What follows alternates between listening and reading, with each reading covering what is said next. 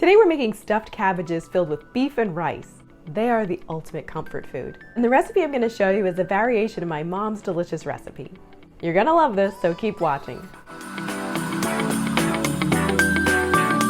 Hey there, I'm Christine of naturalkitchenschool.com, and we're making stuffed cabbages. If you've never made stuffed cabbages before, don't be intimidated. It's easier than you think. This hearty recipe is a family favorite and well worth the effort to make them. If you haven't already, be sure to subscribe to my channel and click on the little bell so you'll be the first to find out when I post a new recipe. I'm excited to share this recipe with you, so let's get cooking. First, let's make the sauce. Most stuffed cabbage recipes call for using a tomato-based sauce. I'm a little sensitive to tomatoes, so I'm making a butternut squash sauce instead, but feel free to use tomato sauce if you prefer. In a medium saucepan, I'm placing 1 cup of broth. This is a turkey bone broth that I got from Miller's Bio Farm. They have really high quality groceries that are shipped right to your door. I'll link to them below. I'm adding 1.5 cups of winter squash. Bring to boil over medium-high heat.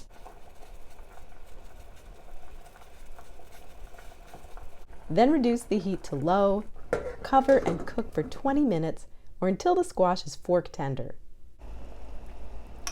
After 20 minutes, you can either puree the sauce in a blender if you want it perfectly smooth, or I'm just going to mash mine with a potato masher. This results in a texture similar to crushed tomatoes. If you want to thin the sauce a little bit, just add a little more broth. Now melt 2 tablespoons of butter in a medium-sized saucepan over medium heat. Add 1/2 of a medium-sized onion that has been finely chopped. Cook and stir for 5 minutes. Add 2 cloves of minced garlic and cook for another 30 seconds. Add the squash sauce and sea salt and pepper to taste. Add 2 tablespoons of brown sugar and 1.5 tablespoons of apple cider vinegar. Cook for 10 minutes, stirring occasionally. While the sauce is cooking, we're going to prepare the cabbage leaves. Bring a large pot of water to a boil. Now we're going to remove the core from the cabbage by carefully using a small knife to cut around it, and once it's loosened, pull it out.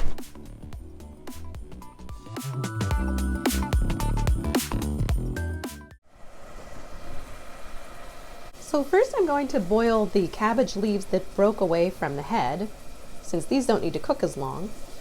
We'll cook these for just about 3 minutes. I didn't salt the water, but you can definitely add salt to your cooking water if you like.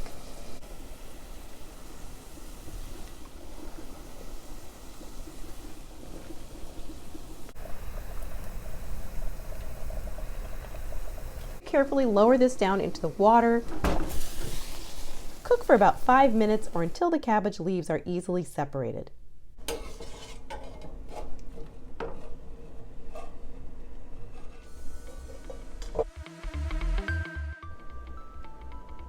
Once it's cooled, peel 10 leaves from the cabbage. To make the filling, in a large bowl, place 1 pound of ground beef, 1/2 pound of ground pork, 1.5 cups of cooked white rice, 2 cloves of minced garlic, sea salt and white pepper to taste, 2 tablespoons of fresh chopped parsley, 1 egg, and 1/4 cup of raisins. The raisins are optional, but I find that they add a nice sweet flavor. I'm also adding 1/2 cup of chopped onion. You can either add this uncooked or you can saute it in a teaspoon of butter before adding it to the beef mixture. You'll just want to be sure to let it cool before adding it to the meat. And as the final filling ingredient, I'm adding a couple tablespoons of our squash sauce to the beef mixture. Now stir everything together. By the way, if you prefer to make a vegetarian version of this recipe, just replace the meat with an equivalent amount of cooked lentils. Lay 1 cabbage leaf on a flat surface. Use a knife to carefully cut the thick part of the cabbage rib to make it thinner. The leaf will be more pliable this way. Spoon a couple tablespoons of the beef mixture onto the cabbage leaf. Bring one end of the cabbage leaf over the mixture, then tuck in the sides as you roll it up securely.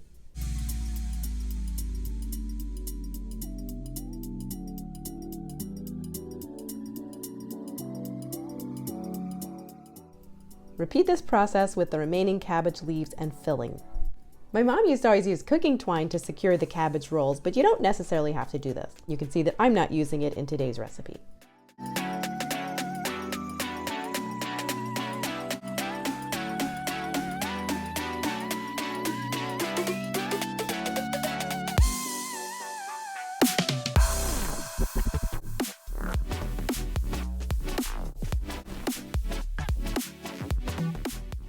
Now you'll notice you have a lot of leftover cabbage because we only used 10 outer leaves, so we still have all this cabbage remaining. Sometimes what I like to do is chop up at least half of it into little pieces and scatter that over the bottom of the skillet. So let's go ahead and do that.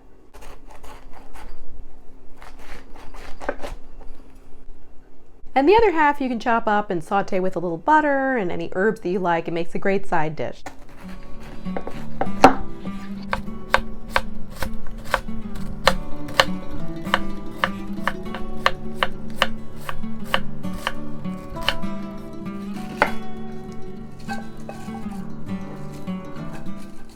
So just about like that. Just enough to cover the bottom.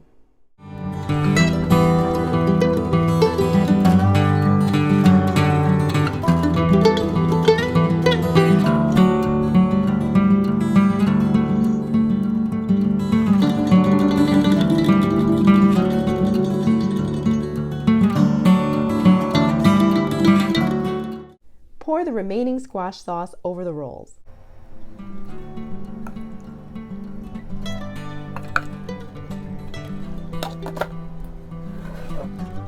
Bring to a boil over medium heat. I'm going to add about a 1/4 cup more of our broth around the edges of the pan just to provide a little bit more moisture on the bottom of the pan. Cover, reduce the heat to low, and simmer for 40 minutes. As they're cooking, baste the rolls occasionally with the sauce. Make sure that you have a nice strong simmer going throughout your cooking. If you prefer to bake the cabbage rolls, you could place them in a casserole dish, cover them with foil, and bake in a 350-degree Fahrenheit oven for 60 to 90 minutes. After 40 minutes, the cabbage rolls are finished.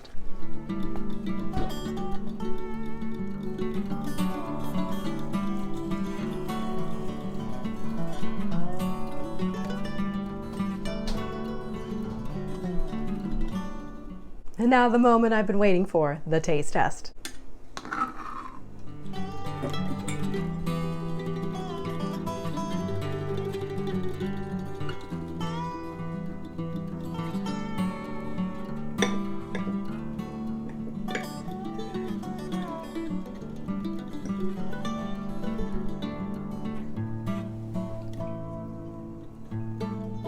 Oh yeah.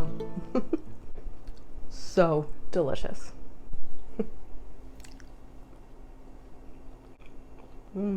Tastes like mom's. So good. I hope you enjoyed learning how to make stuffed cabbages. Thanks for watching, and I'll see you in the next episode of Christine's Natural Kitchen. Bye!